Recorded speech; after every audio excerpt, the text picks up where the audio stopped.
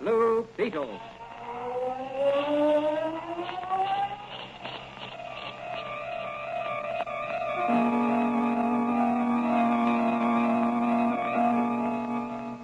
Sweeping down upon the underworld to smash gangland comes the friend of the unfortunate, enemy of criminals. A mysterious, all-powerful character, a problem to the police, but a crusader for law. In reality, Dan Garrett, a rookie patrolman, loved by everyone but suspected by none of being the Blue Beetle. As the Blue Beetle, he hides behind a strange mask and a suit of impenetrable blue chain armor, flexible as silk but stronger than steel.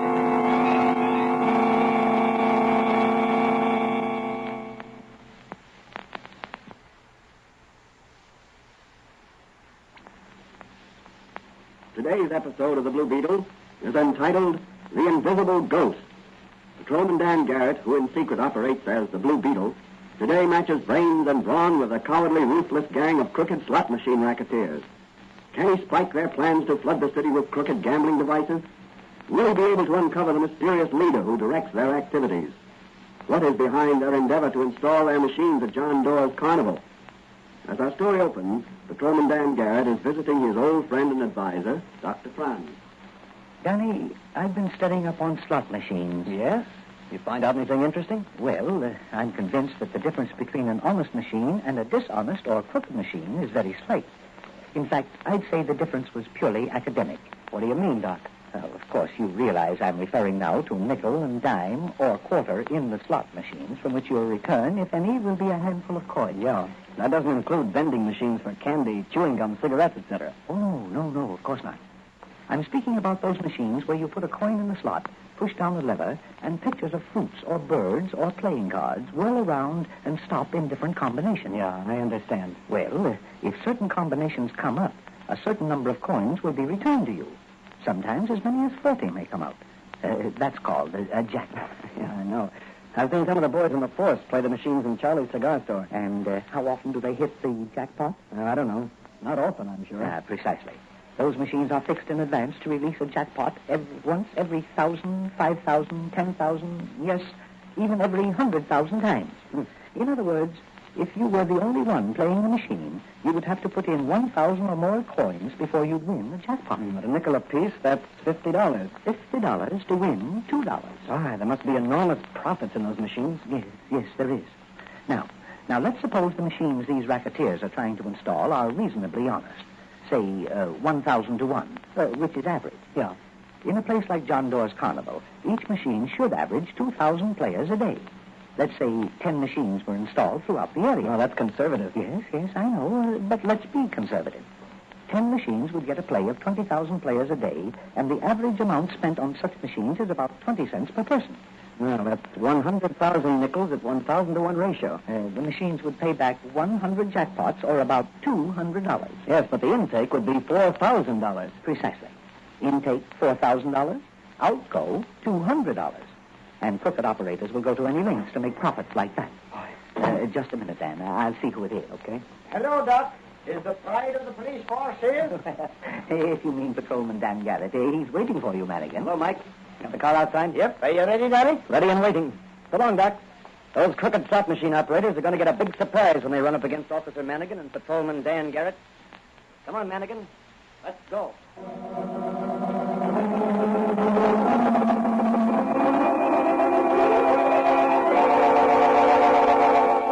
Off on special assignment sped Dan Garrett and Officer Manigan in the police car. What is their destination? What will they find when they get there? Will it be a simple routine cleanup job, or will the Blue Beetle have to swing into action? Within 10 minutes, the police car bearing Dan Garrett and Mike Manigan is pulling up inside the gates of John Doerr's Carnival.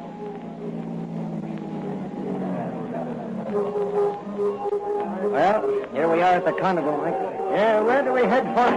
Now, let's look around a bit. Okay, Danny.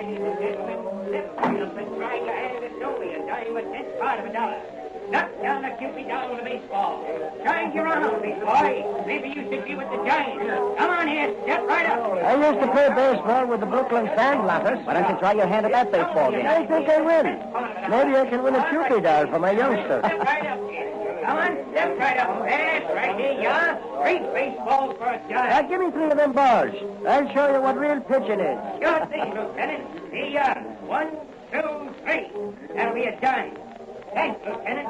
Careful of your arm, Lieutenant Manigan. Remember, you're an old man now. Oh, yeah? Now cut out the kid and then watch this. Hey, better look out, fella. My pal here's cross-eyed. Okay, brother, I'll stand over here. All 1. No, that was just practice. Now watch this one. All 2. Nice going, Manigan. Well, the sun was in the eyes. But watch this one. Hey, are you good, Chippy Dog? Boy, are you good, Manigan. You hit the proprietor right in the old conch. You sure know your Chippy Dog. What was that, Manigan? Hey, look, over there. There's a crowd around that tent. Come on, looks like trouble. Hey, that door's open. What's happened? The handful fell down inside doorstep. Hey, anybody hurt? Come on. Hey, come on. Get back, everybody. Get back. Hold the conch. I'll have a look inside, will you? Okay, Danny. All right, get back, all of you. Make room here. Come on, make room here. Get back, all of you. What happened, Dora? Are you all right? Why, I guess so.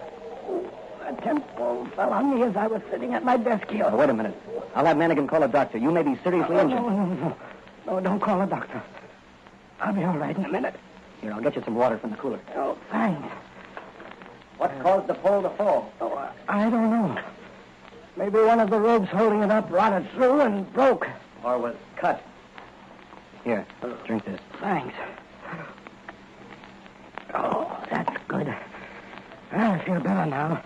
Have those crooked slot machine racketeers been working on you? Slot machine racketeers?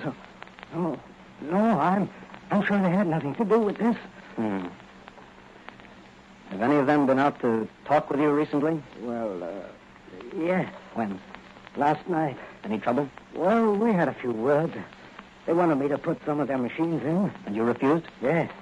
Did they threaten you? Oh, in a general sort of way. But you know how thugs and underworld scum are. They talk big, but most of them it's bluff. Yes, I know, but sometimes... Hello, Danny. Oh, hello, Mr. Dawes. Oh, hello, Manigan. What happened? I'll tell you, going back in the police car. Okay, Danny. Mr. Dorr, you better have a couple of your men you can trust act as a bodyguard till I can get some men from the police department assigned to you. In the meantime, we're going to track down this gang of crooks and put them where they can do no more harm. Come on, Manigan. Back to headquarters.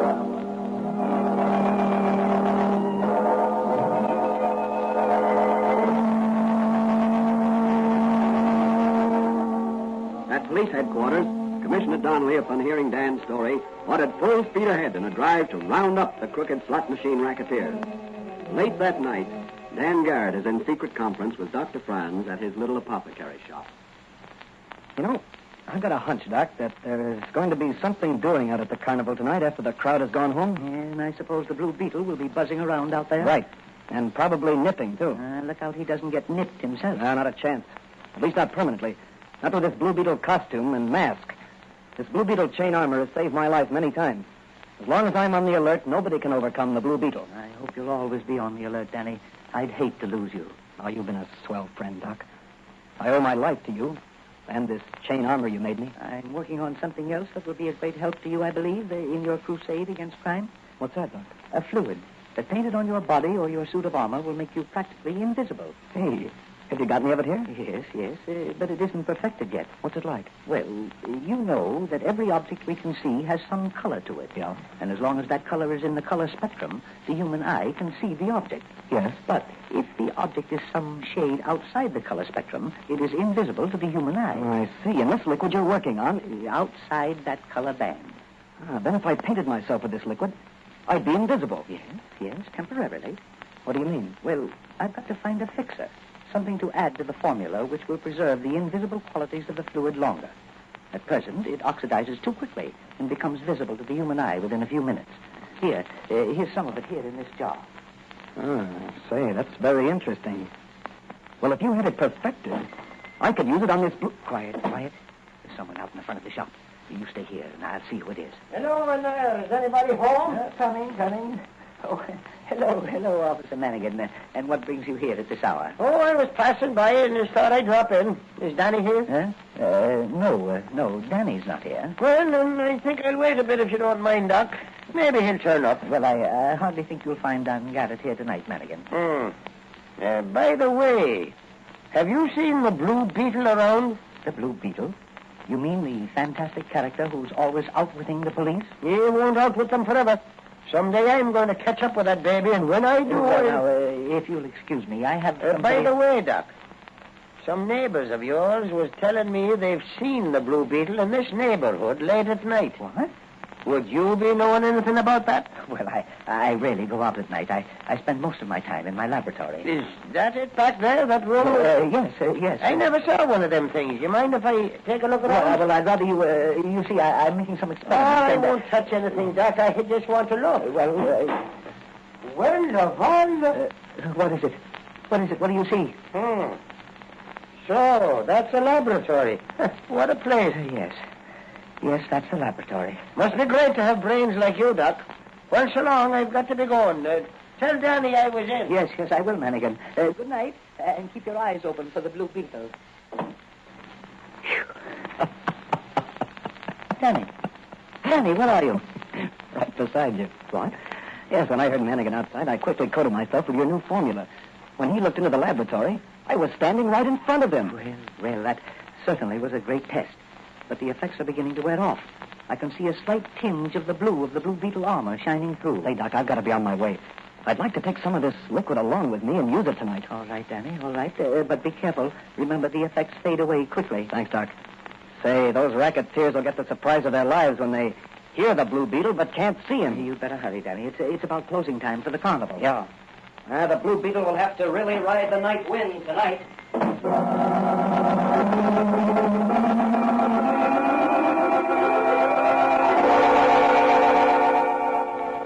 What will the Blue Beetle do over at John Doerr's carnival? Will he run head-on into a band of slot machine crooks? Can he again make himself invisible with Dr. Fran's magic formula?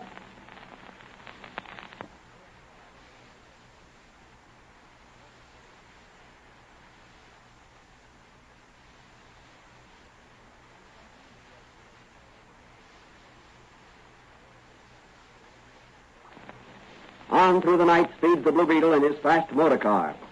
As he nears the carnival, he parks his car in a hidden spot and approaches John Doerr's tent on foot. So you won't sign up, eh? No, not for any crooked schemes like yours. Okay, it's your funeral, Doerr. Work on him, Frenchie. How about it, Doerr? The answer is still no. Give it to him again, Frenchie. So you won't sign, eh? Well, here's some more of the same. The Blue Beetle. Yes, the Blue Beetle. Oh, there is no Blue Beetle here. It's a trick. Doerr's got a phonograph planted someplace. That's so. Well, here's something planted, and it wasn't a phonograph. No. Hey, Frenchie, what is it? Me, I do not know. I see nothing. Well, maybe you can see stars. Come on, let's get out of here before I go up me nuts. I can't fight ghosts. Wait a minute. Let me help you on your way with my foot. Now get going, both of you. And if the Blue Beetle ever sees you again, I'll blast you wide open. Come on, Frenchie. We got to tell the boss about this. Are you all right, Dora? I don't know. I can't see you. Am I blind? No, Dora, you're not blind. Now do as I tell you. Phone police headquarters and report what just happened. All right. I will. And don't worry. The Blue Beetle's on the job. I'm going to trail those men. Maybe they'll lead me to their hangout. Now get going. The Blue Beetle's got a lot of nipping to do.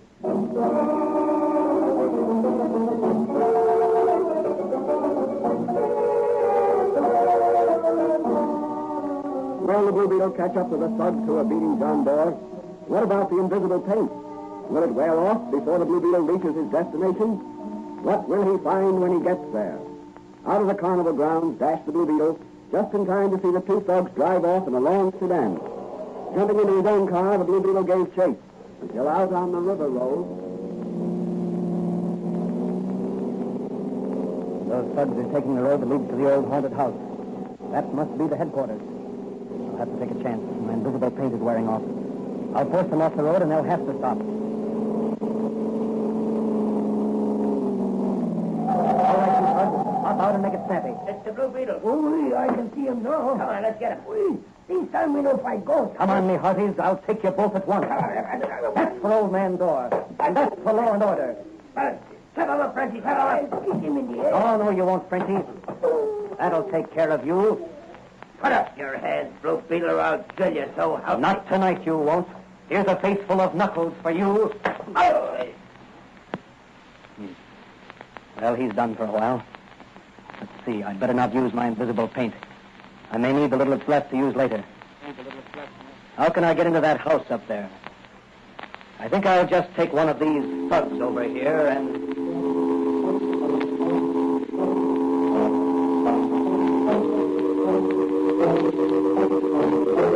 What are the Blue Beetle's plans? Is the haunted house the headquarters of the crooked slot machine racketeers? Let's look in on this weird and mysterious-looking place. Look through the peephole and see who that is, Snag. Okay. It's Croker and Frenchie. All right, raise the iron panel and admit them. Okay. Hello, Chief. Me and Frenchie's back. Yeah, so I see. What have you to report? Well, Frenchie and me, we went to see old man Doyle like you told us, and we gave him the works, but he wouldn't sign up for the machines. Did you tell him the Duke sent you? Sure, boss. Why didn't you use further persuasion? We was just going to, and suddenly there was a funny humming sound and a crackle. Go on. Well, from out of the air, a voice what said he was the Blue Beetle told us to lay off the old man. Was it dark? No, it was light enough, but we couldn't see nobody but the old man. Go on. Then what happened? The Blue Beetle started slapping us around. Ah, ridiculous. You must have been drunk. On me word, Chief. We were sober as a judge. Am I right, Frenchie? Oui, it is as you say. Huh? What's the matter, Frenchie? Why don't you raise your head? Oh, my neck, she is hurt. The Blue Beetle, he hit me hard. Yeah, like I said, Chief. When we couldn't see no one to fight, we beat it out of there. But the Blue Beetle followed us in his car, and just down the road here, he forced us over to the side, and we had to stop. Then he rushed us, and before we could plug him, he conked us both on a bean, and we passed out. When I come to, I was in the car, and Frenchie here was driving. And the Blue Beetle? He had disappeared. A likely story, Croker. Suppose you step aside. I want to talk to Frenchie. He'll tell you the same story. Gee, boss, we got to be ready. The Blue Beetle may be here any minute. Yeah, the Blue Beetle is here. What do you mean? Frenchie, take off that hat and coat. Gee, the Blue Beetle himself disguised as Frenchie. Yes, the Blue Beetle, and he is Stay where you are, Blue Beetle. I've got you covered. Put away that gun. You can't injure the Blue Beetle. The Blue Beetle seems fond of appearing and disappearing. Every time he does appear, another bunch of rats are brought to justice. I'm happy at last to have met the Blue Beetle face to face. But I regret that the meeting must be so brief. I have seen you. I wish to see you no more, so...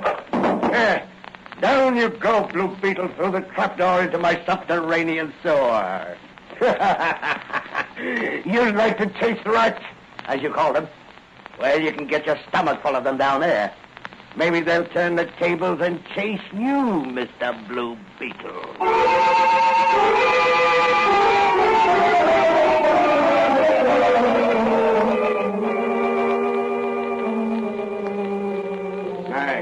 Yeah?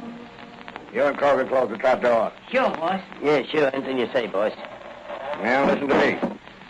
You'd better get this straight with no bungling if you don't want to join the Blue Beetle. Not me, boss. It was Frenchie's fault the other time. He didn't slug the old man hard enough before the Blue Beetle showed up. I don't want any excuses. I want results this time. Yes, boss. You go and see John Doe again. Tell him there's $1,000 a week in it for him if he signs up with us. If he refuses again, tell him the Blue Beetle's dead. Offer to prove it to him by bringing him here. Go easy on him this time.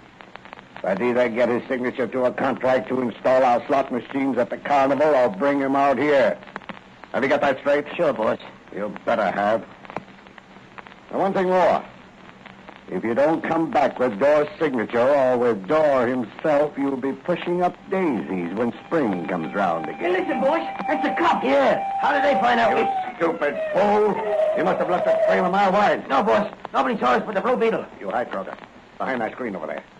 They've got nothing on me. I'll meet them. Snag, you stand by. Okay, boss. Open up in the name of the law. Snag, raise that iron panel. Yeah, sure. All right, boys.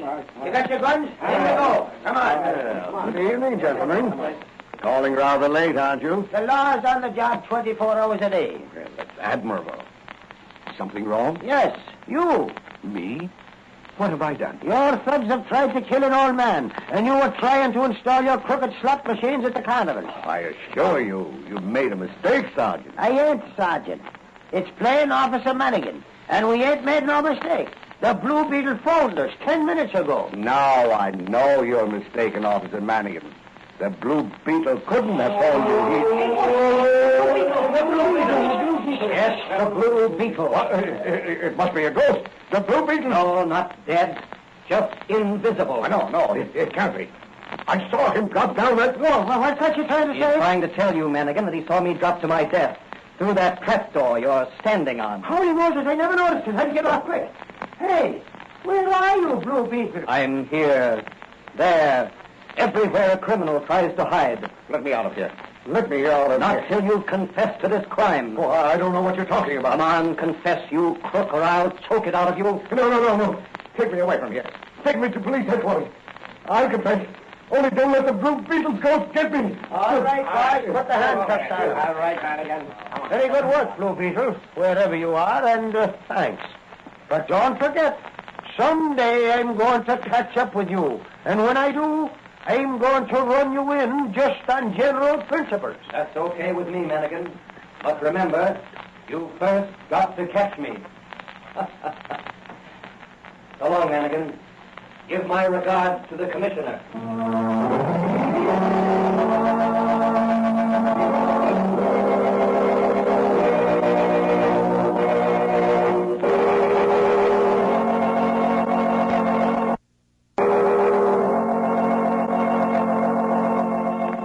And so the Blue Beetle broke up another racket that was preying on unsuspecting amusement seekers. What happened when he fell through the trap door? How did he escape from his living tomb? Let's look in on Dr. Fran's little apothecary shop, where Patrolman Dan Garrett is relaxing after a strenuous night. Oh, Danny boy, you sure have luck, don't I? You know, when I felt myself falling, I twisted myself so I landed on my feet. The twist must have thrown me to one side so that instead of landing on the concrete floor, I landed in a fairly deep stream of water that flows under the cellars of that haunted house. Remarkable. Wasn't it? What did you do then? Well, I let myself be carried along by the stream, keeping my head above water whenever I could. And how far did it carry you? Oh, about 500 feet underground. When I came up in the open, I quickly covered myself with your invisible paint, rushed back to the house, and entered with the police. Excuse me a minute. Someone's out front in the store. Hello, Doc. I want some quinine. My youngster's got a touch of the flu. Oh, dear, I'm sorry to hear that. Just a minute. Here you are. That will be 10 cents. Here's a quarter. Say, did you hear? That mysterious killer on horseback has killed another cop. Another one? That makes the 6th in as many days. Oh, here's your change. Thanks. Yep. Strange the police can't seem to do nothing about it. Well, here's one policeman that's going to do something about it, and right now. Oh, so it's Patrolman Dan Garrett, Yes. So long, Doc. If Manigan calls, I'm over at police headquarters.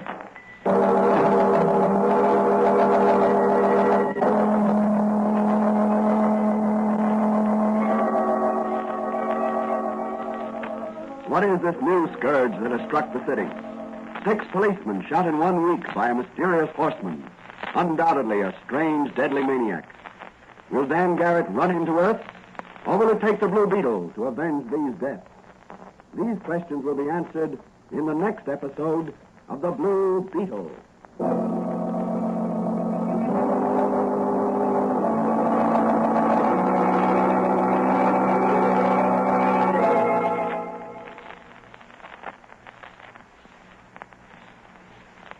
And now, here's the Blue Beetle to say a few words.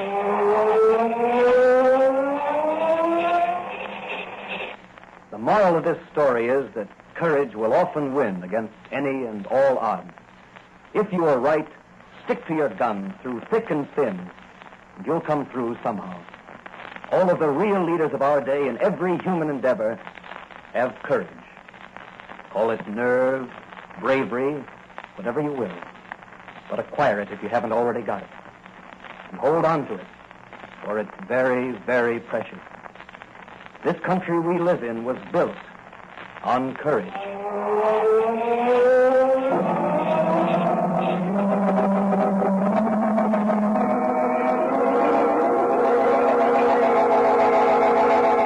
The Blue Beetle is a copyrighted Fox feature appearing in Mystery Men Comics magazine and the Blue Beetle magazine, on sale at your newsstand. The Blue Beetle is on the air twice a week on this same station. Consult the broadcast schedule in your local newspapers. And don't forget to listen in to the Blue Beetle.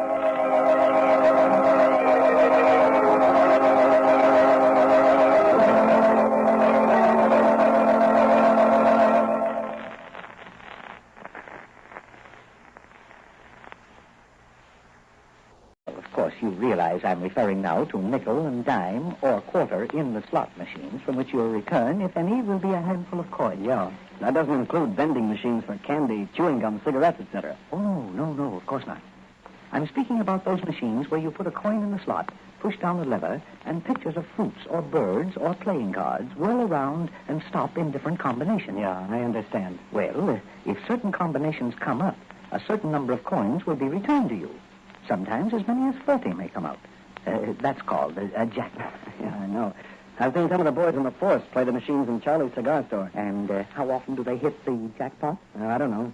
Not often, I'm sure. Precisely.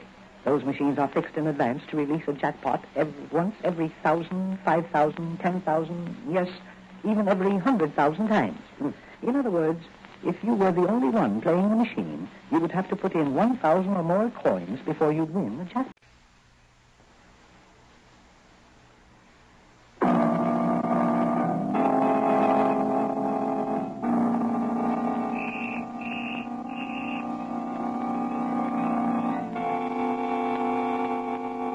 The Blue Beetle.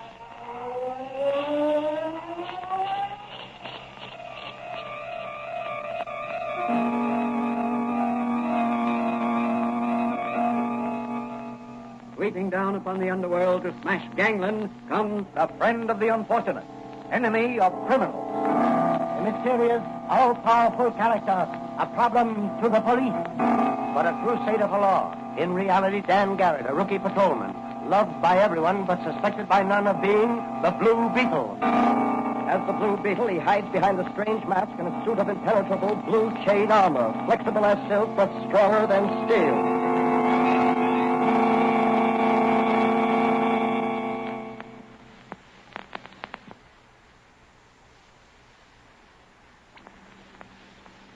Today's episode of the Blue Beetle is entitled The Invisible Ghost. Patrolman Dan Garrett, who in secret operates as the Blue Beetle, today matches brains and brawn with a cowardly, ruthless gang of crooked slot machine racketeers. Can he spike their plans to flood the city with crooked gambling devices?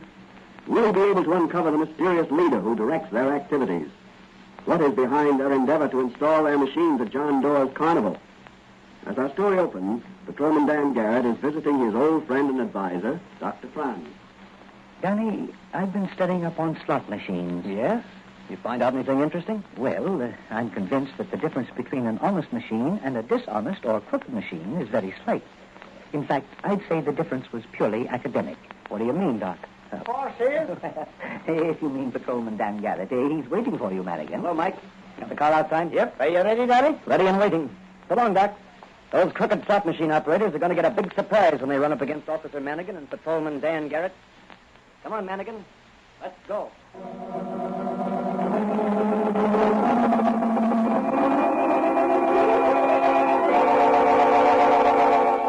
Off on special assignment, sped Dan Garrett and Officer Manigan in the police car. What is their destination? What will they find when they get there? Will it be a simple routine cleanup job, or will the Blue Beetle have to swing into action? Within 10 minutes, the police car bearing Dan Garrett and Mike Manigan is pulling up inside the gates of John Doerr's carnival.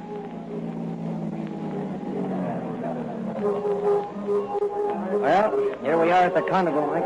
Yeah, where do we head first? Now let's look around a bit. Okay, Daddy. At a nickel apiece, that's $50. $50 to win $2. Ah, there must be enormous profits in those machines. Yes, there is.